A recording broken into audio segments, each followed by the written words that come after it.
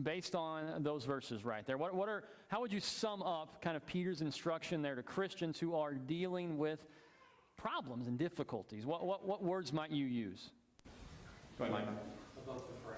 Okay, so what is happening to you, right, doesn't elicit a response as much as what you're going to do, right? Your character, what it means to be a Christian, that's setting the tone for your life, not the situation you find yourself in. Go ahead, Rudy. Stay humble, always. Okay, it's a mentality, right, that we're to have of not responding, not having to get even, right? Being able to let that kind of just go. Any other thoughts on kind of how you might characterize what he tells us here? Well, when I thought about it, it just kind of like, this is what I would say a good person would look like, right? Now again, I know there's a little bit of hesitancy with using that because we know in some regard no one's good. At the same time, if you said someone doesn't go for revenge, they say the right kinds of things, they speak in the right way, they do the right things, you'd probably say what? They're a good person, right? That's I think as Christians, because of our understanding of the Bible, right, we understand, okay, well, we're not good in the strictest sense of the term, right? None of us can claim that we're just awesome on our own. But from a world perspective, when you look at someone, that's what you would say. That's a good person, right? That's a good life. Now, with that in mind, Peter ends by saying, now, who is there to harm you if you are zealous for what is good? When you think about that, why does it jar us so much that living a good life might not be appreciated? I mean, why do we assume that you live good and you're going to get good? Go ahead, Gary. Well, because I think if you look at Jesus, he's the perfect example of this. And yet, he was hated. Yeah. And he was killed. So we have an example of this, right? That this is, Jesus, again, tells his disciples, listen, they persecuted me. What are they going to do to you? They're going to persecute you. And yet, as Christians, don't we kind of live with an assumption that if I live a good life, that people are all going to like me? I mean, does anybody else kind of feel that way, that if I do the right things, everybody's going to like me? I mean, I think we kind of live that way, right? Because when we don't get that, what do we kind of feel like? We're doing something. Yeah, something's wrong or it's not fair, right? Well, wait a second. Why am I living this way? Well, because people, this is kind of one of those unwritten rules of life, right? If I live a good life and I do the right things, then people should like me and treat me well, right? And then we get the rug ripped out from underneath us when all of a sudden we're doing the right thing and we still get, right, a negative reaction. And so for those of you that, if you work in a workplace with other people, the assumption is, if I treat them well, what are they going to do to me? They're going to treat me well, right? If I'm a good person, then they're going to be good to me. Or if they're not really nice people, they'll at least be nice to me because I'm good. And yet, what do we all know is true? Some people don't care how good you are, right? They're still going to treat you the wrong way. It may have nothing to do with anything important. But in this particular instance, as Peter is talking to Christians, he's letting them know, listen, you are, as a Christian, you need to live this way in spite of the trials that you're going to face. In spite of the opposition where people speak evil against you, you need to live in this way. But then notice what Peter follows it up with, because it almost sounds like, hey, if you live good, the solution, right, the solution to the problem of suffering is live a good life, because then you won't suffer. That's not his solution, because he then follows it up. But even if you should suffer for righteousness' sake, you will be blessed. Have no fear of them, nor be troubled, but in your hearts honor Christ the Lord as holy. So the solution, right, to Mike's point earlier, the solution for us isn't to figure out the way to live so that everyone likes us. The solution is to live as a Christian, right? To be above the fray, as Mike said, to not allow what others are doing to impact what we're doing, or at least how we're doing it. And so he says to honor Christ the Lord as holy. What does that mean? I mean, if we're living in our lives in such a way that we're honoring Christ the Lord as holy, what does that tangibly look like? Go ahead. Some of it is, be holy as I am holy. So we live righteous lives. Not perfect, but we are called to a different standard than the world. Yeah, if Jesus is holy, if God is a holy God and we are seeking to follow, then what are we going to strive for? We're going to strive for holiness, right? And so in the midst of a world that has a lot of stuff going on in it that God doesn't approve of, we're seeking Him, right? We're honoring Christ as holy. How else might that look? I think that sums it up pretty well, if that's what you were thinking as well. I mean, it's basically saying, here is who Jesus is. Here is how he lived. Here is what he was about. That's what I'm going to seek to do as well. That is the guiding kind of focus for me.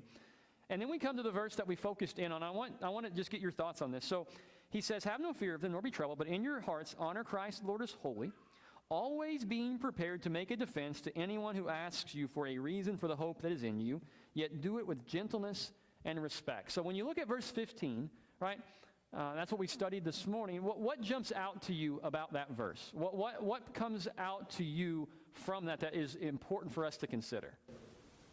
Go ahead, Reed. Always be reading the Bible and always be ready for anything. Okay, so there's this readiness factor, right? This preparation component. And that's a big deal, right? To be ready. And we get ready in the same way you get ready for anything, right? You have to study. You have to think.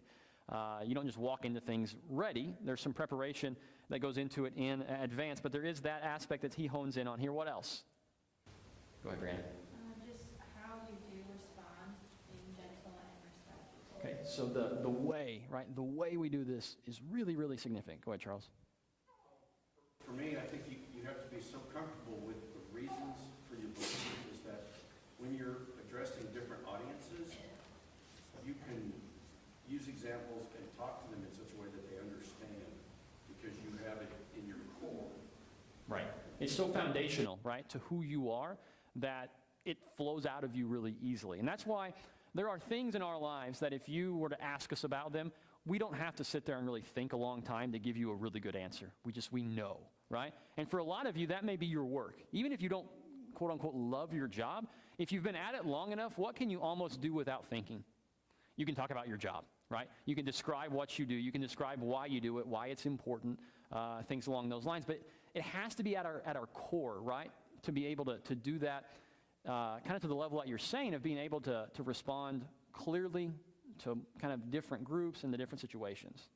Go ahead, Mike. I'd say it's got to be purposeful. And that relates to the previous point that we're doing. How do we live good?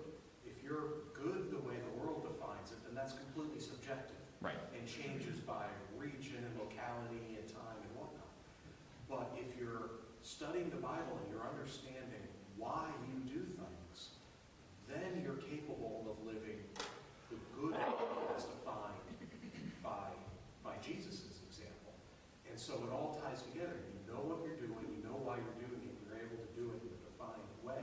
That sets you apart as being good by Jesus' standards rather than the world. I think that that word you started with there, purpose. That's really, really what it is, right? We're living with purpose, right? We are Christians. We know why we believe what we believe. We're living in line with the things that we believe, right? So it all fits together.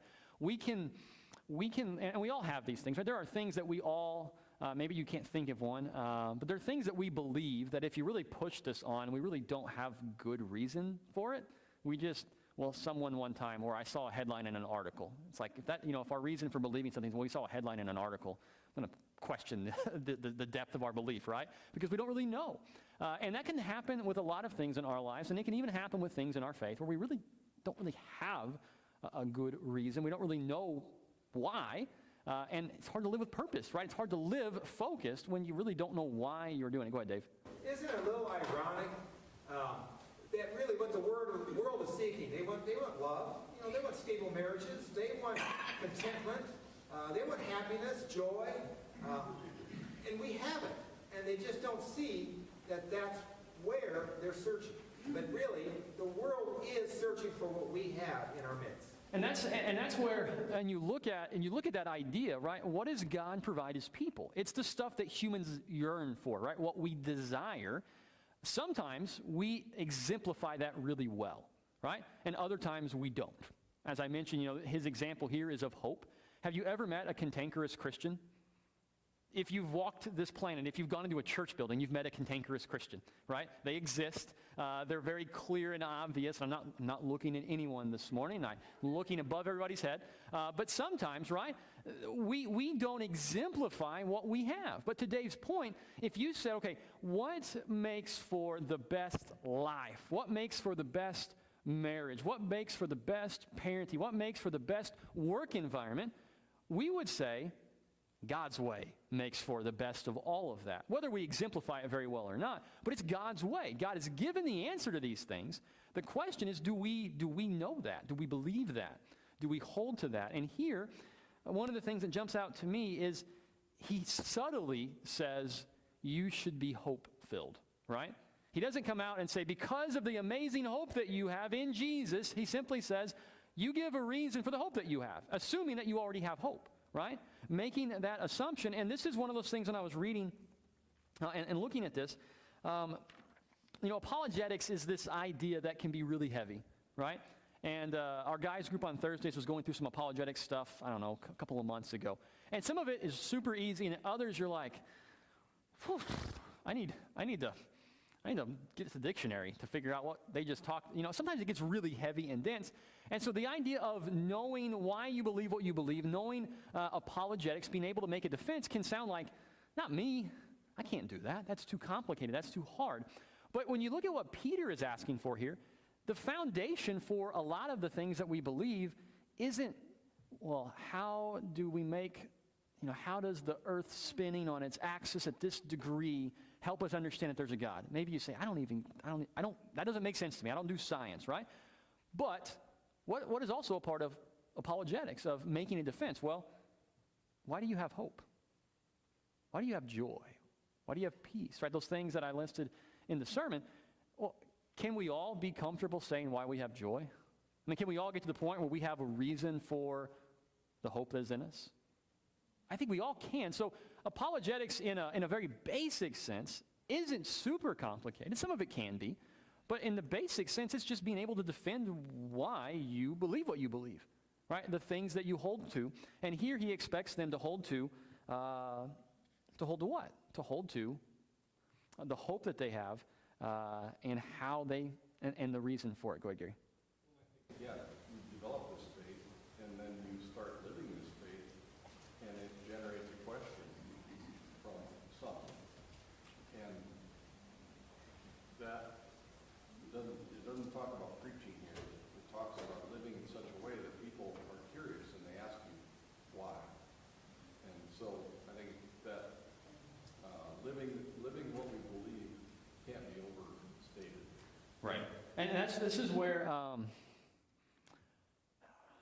it's easy to devalue, one side or the other, right? So to your point, Gary, you probably all have heard the quote that it's supposedly misattributed, but it's preach the gospel, if necessary, use words, right? As if you can preach Jesus and never say a word. Well, is that true?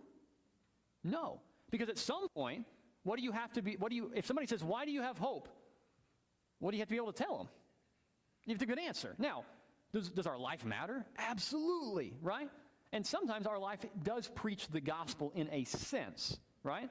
But at some point, you're going to have to say, well, why am I living this way? And unless you want to consider spelling, J, unless you want to, something ridiculous, like I'm going to use my body to spell it, I'm not going to say it. Unless you're going that far, you have to say a word. Go ahead, Mike.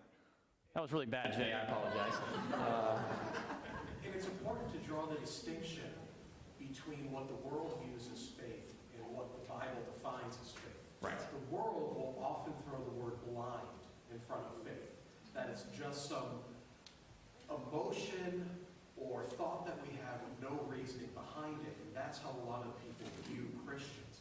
But biblical faith isn't blind. It is based on reason, logic, and evidences.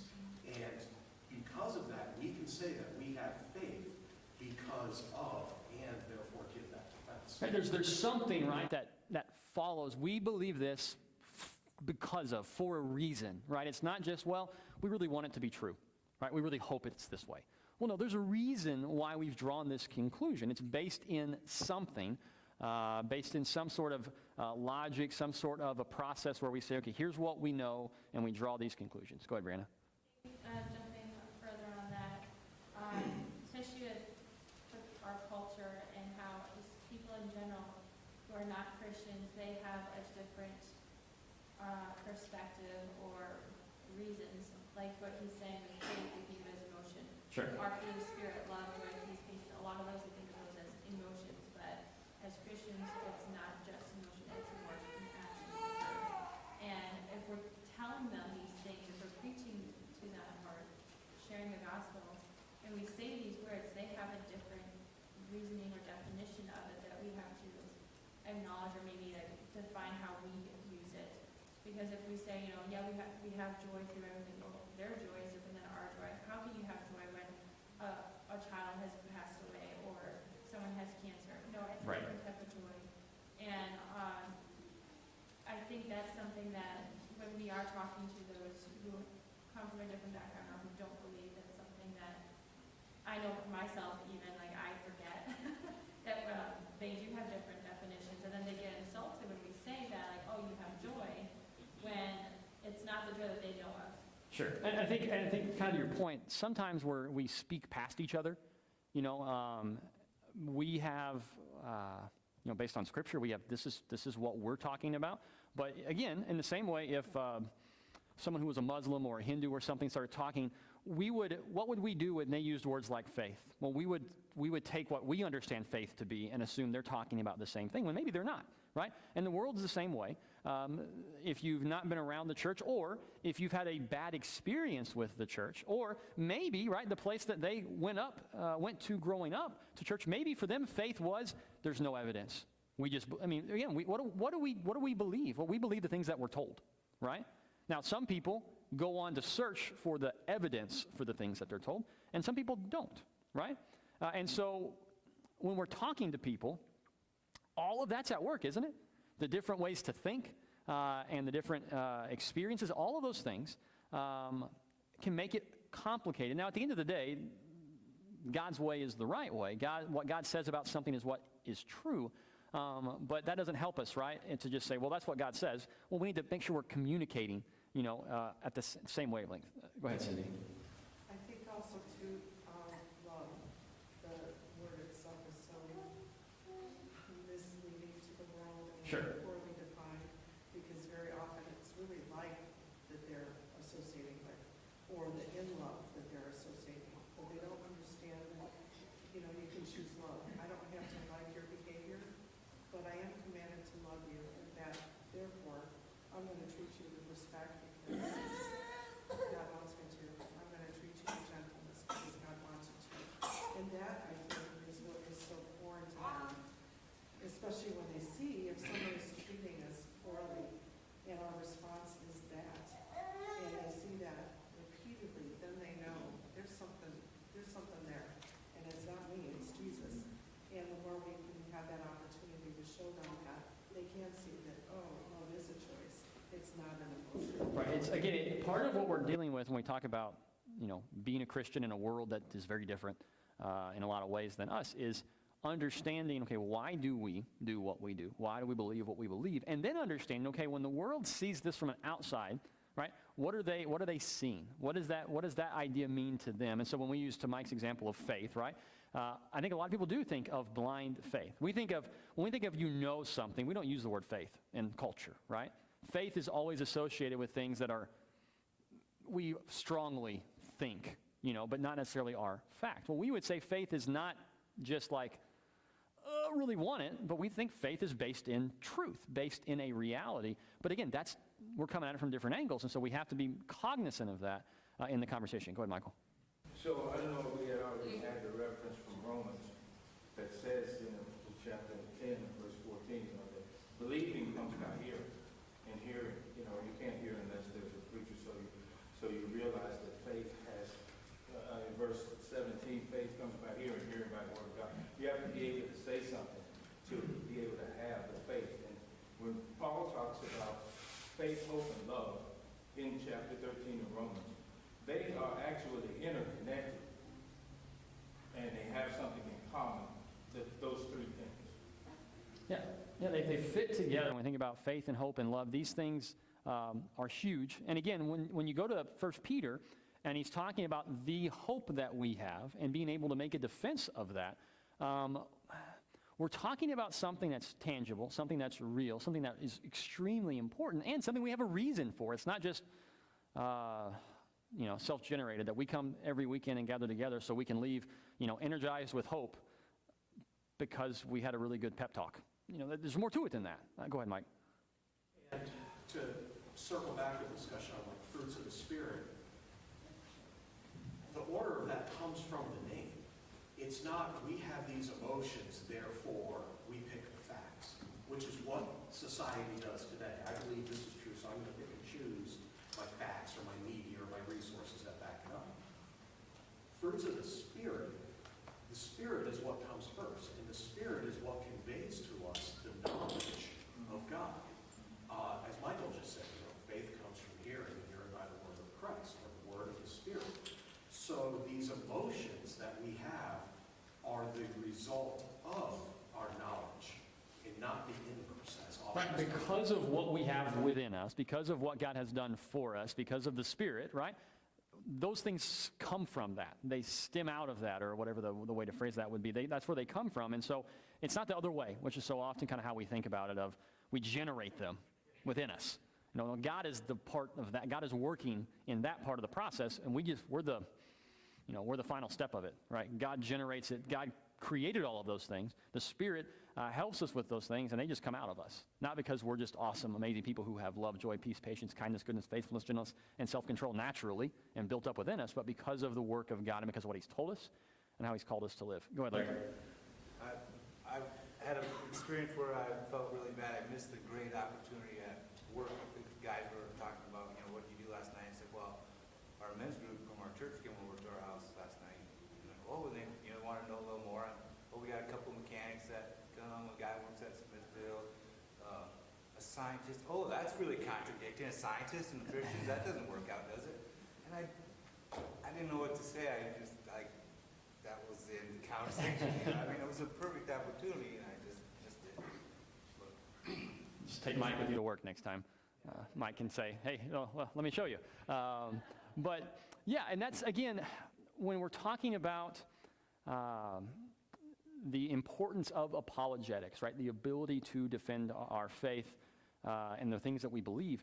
Part of the reason we have to do that is, as I mentioned in the sermon, we in particular live in a culture that is skeptical of Christianity, to the extent that science and Christianity can't mesh, is the thought process. Science is true, and if science is true, well, Christianity must not be true, or something along those lines. And so because of that, and especially in the culture that we live in, right? Science is held in such high regard that is the arbiter of truth. In Christianity, God is not. And so there's conflict there.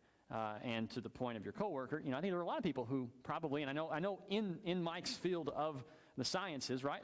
There are a lot more people who do not believe in God than are believers. That's true, but again, that doesn't make truth either fact or fiction, right? The amount of people who believe something doesn't change whether it's true or not. And so whether it's the field of science or some other place, it doesn't make it true either way. And so as we think about Peter's words here in 1 Peter chapter 3, Rudy brought up, being prepared, right? That's important. And to the point that Michael brought up, that comes from hearing what God has said, knowing the message of God, being able to understand what God has conveyed to us. The challenge, right, is, and I know there are several of you who, have probably studied the Bible for 60, 70, 80 years. And if I ask you this morning, hey, could you give me an answer to every question in the Bible? What would you say? No, right? Because there's so much, right? And so as I mentioned, the goal of studying apologetics shouldn't be seen as I'm going to have to study so that I can answer literally every question imaginable. And if I can't do it, I failed. Well, no, you're never going to have every question figured out, because there are questions people are asking today that they weren't asking some years ago.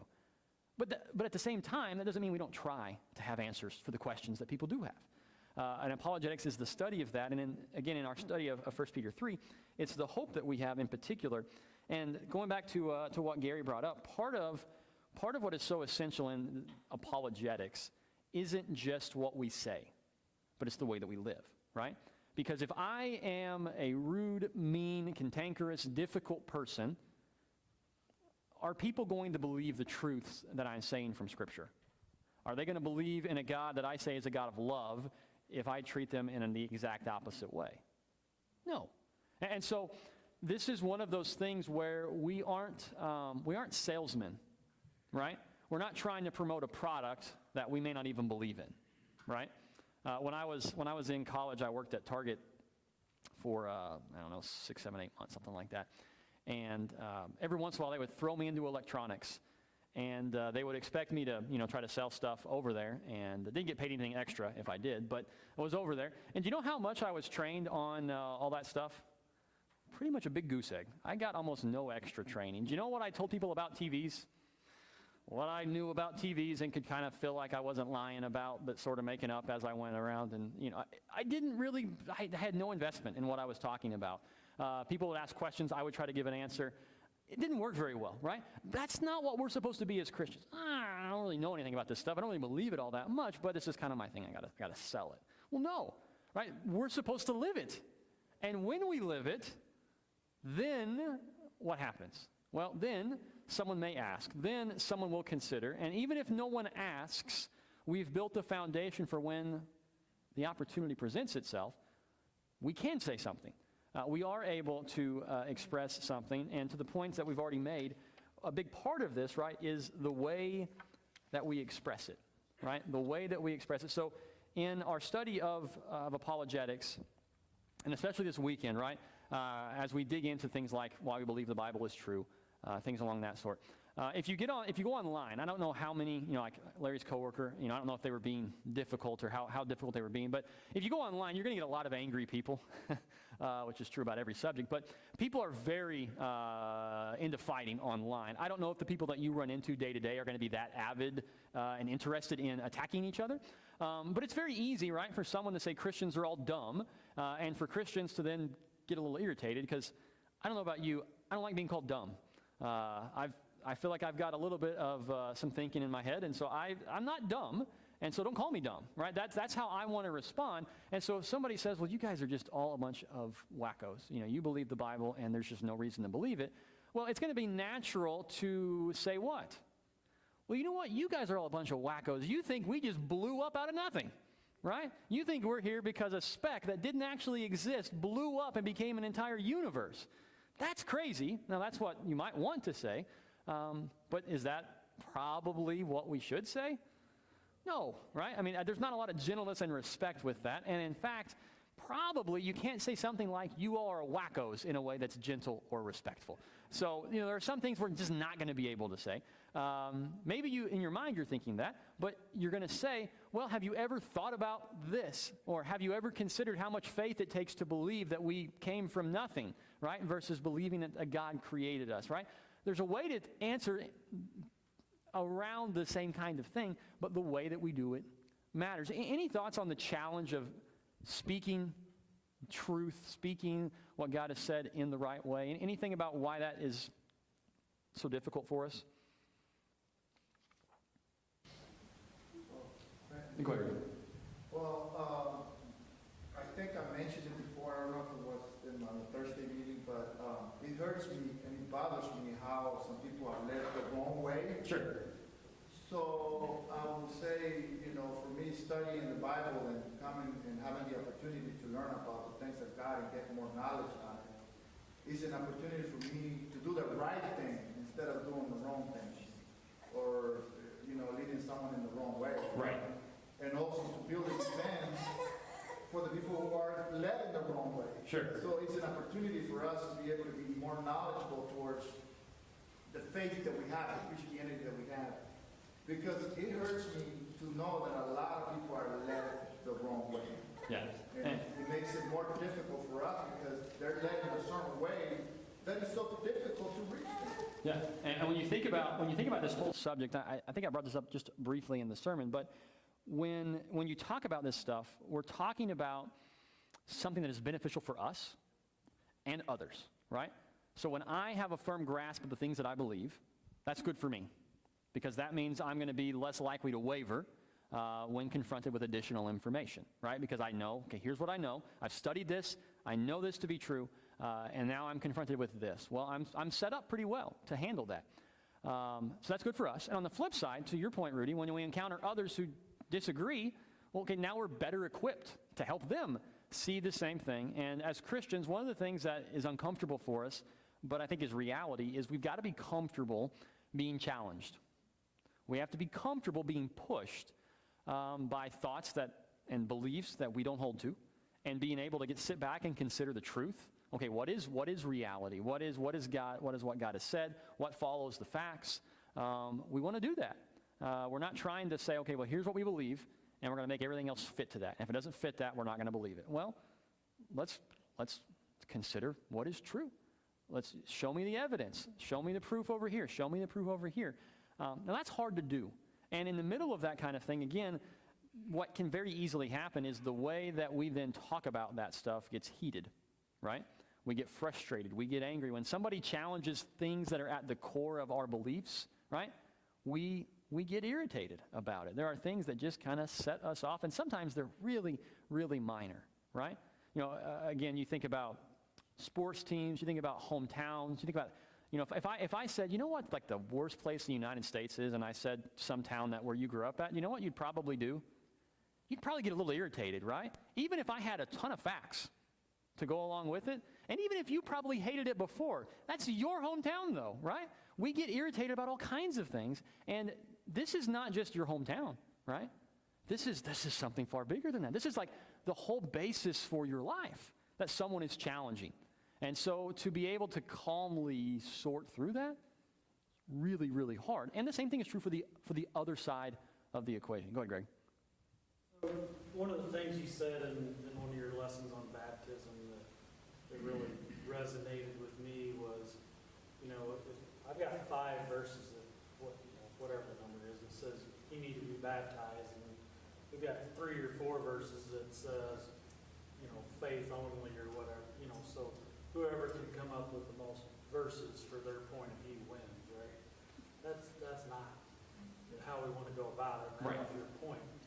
And whenever we're talking with somebody, presenting our proof, it all comes back, I think, to the reason behind why are we talking to those people? Are we talking to them because we want to win the argument, like you said, or somehow we have to convey to them first, and that's what I was talking to you about earlier, is why we're talking to them. And we're talking to them because we love them or we're concerned about their soul.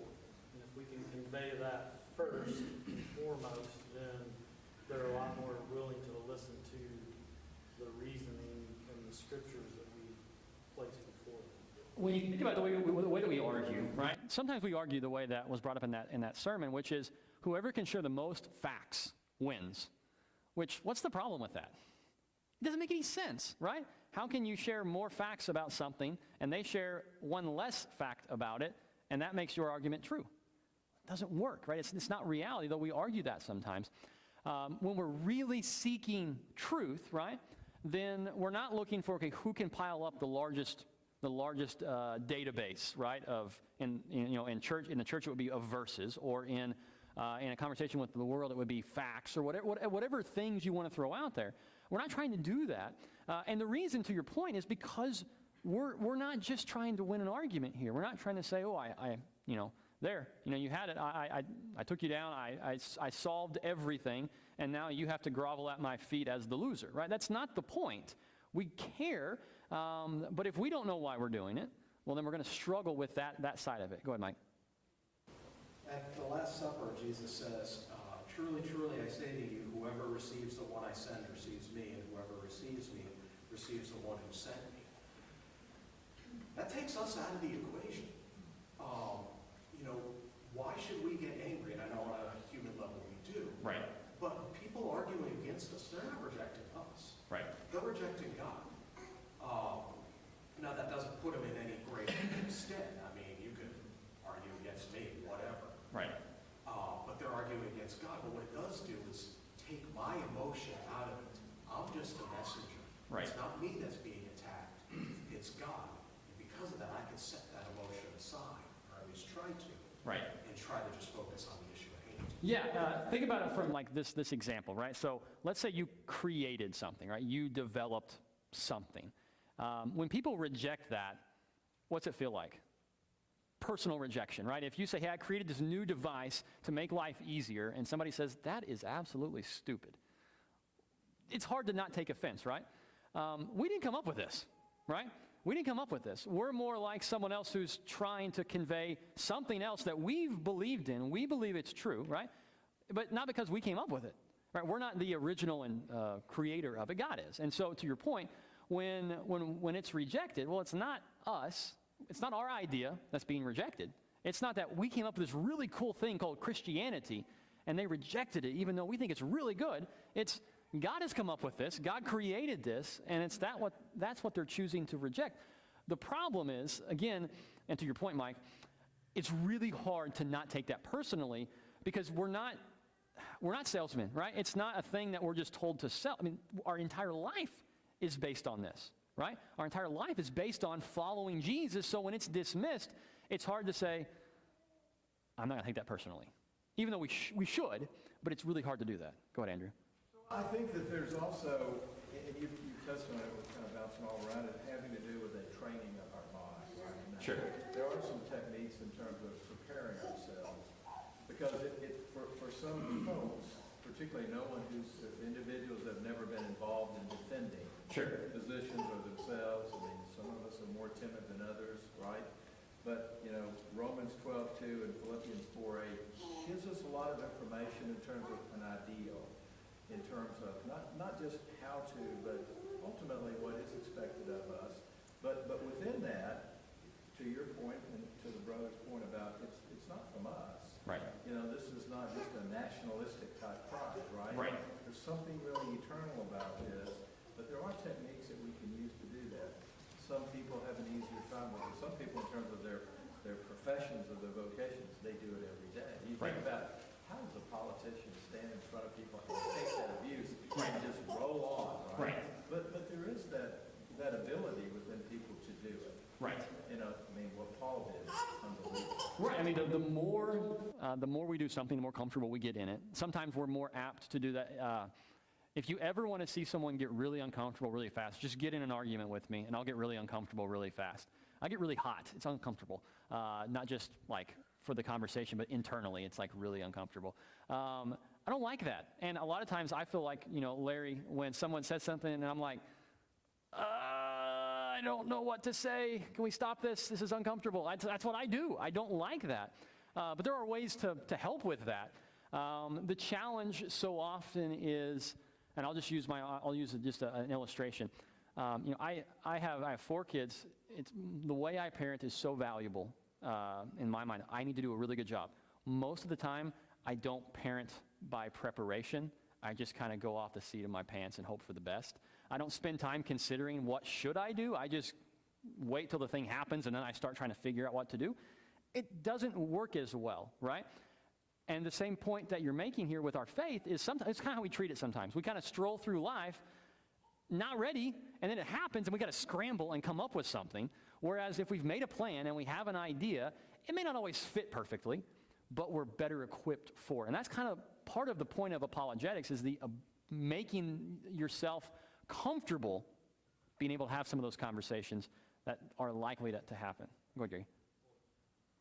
It looks like the man born blind in John 9, where he's asked, well, what happened to you? Are you sure? Was this your son? Was he really born blind? Pharisees are asking all these questions, and he just tells it like it is. Yeah. He says, well, here's what happened. I was born blind, and this guy came and did this, and now I can see. Right. To me, it's like, that's how our defense should probably be. We're just, well, here's what it is. Here's why I believe it. Right. Right. And again, for some people, for lack of a better way to say it, your story, right, is an apt apologetic. It's an apt defense, right? And Paul, why did Paul bring up his story multiple times?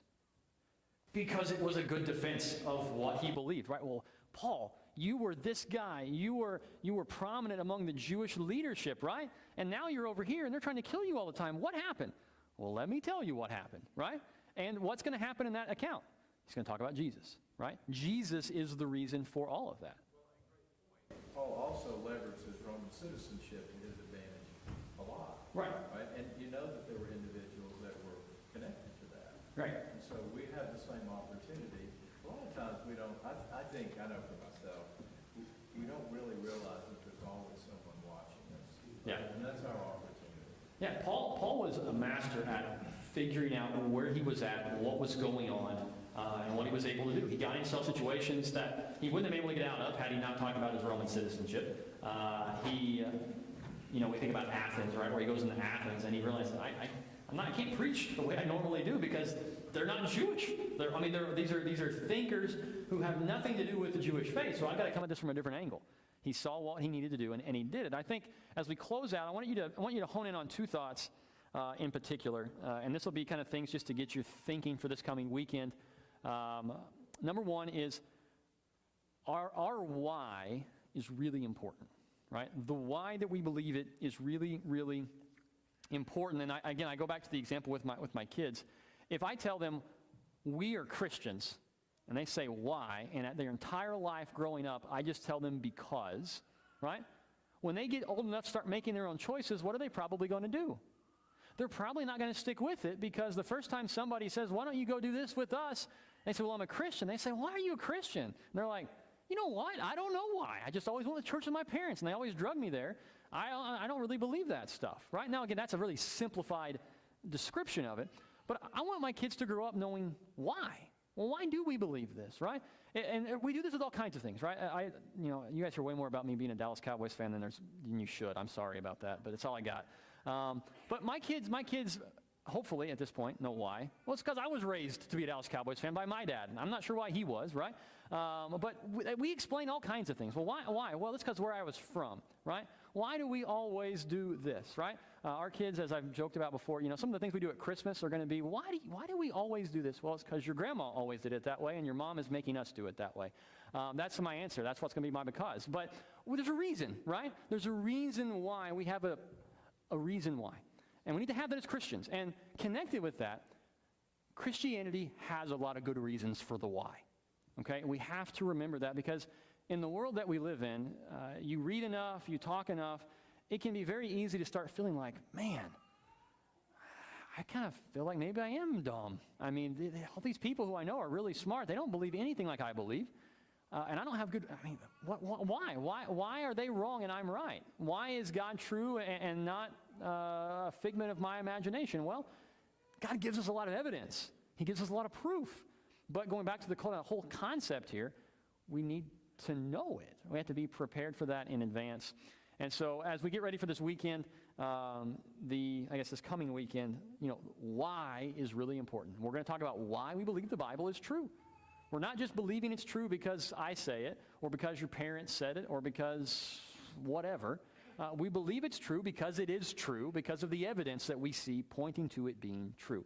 And the same thing is true for Jesus. Why do we believe that Jesus was real? Not just some King Arthur who may be real, I don't know, or somebody else, right? That's just some figure of the past. Well, no, we believe he is real, and let us tell you why. And we're going to talk about both of those things over next weekend. Again, if you didn't get a schedule, they were in the bulletin. There might be a couple of really big handouts on the table back there with the schedule as well. If you've got questions about it, get with me, and I'll kind of fill you in on any plans. The Friday night is 6:30 and 7:30. There's no meal or anything, so just show up for those two. Saturday, there's a meal for the young people at 5, and then at 6 and 7, we'll have 2 more classes. And then on Sunday, we'll have him speak during worship. During class, we'll do potluck, and then we will have a 2 o'clock session with him and wrap up from there. So I think it'll be really, really good if you can make it and be a part of that. So with that being said, any closing comments on apologetics, making a defense, anything before we wrap up? All right, we'll pray and then we'll be done. Father, we are grateful for who you are and for the word that you've given us, the truth that we know that was within it. And in particular, as we come up to this coming weekend and study and consider why we believe the things that we believe about your word and about Jesus, I pray that you would give us wisdom, help us to see things clearly, and help us to grow in our faith and to be able to give a reason for the hope that is in us, a reason that we've thought about and considered. And I pray that those reasons that we truly have hope would let us live with hope, that we would allow our hope to change our lives in real and tangible ways. Father, we thank you for Jesus, and it is because of him that we do have hope. Help us to live in light of that. It's in his name that we pray. Amen.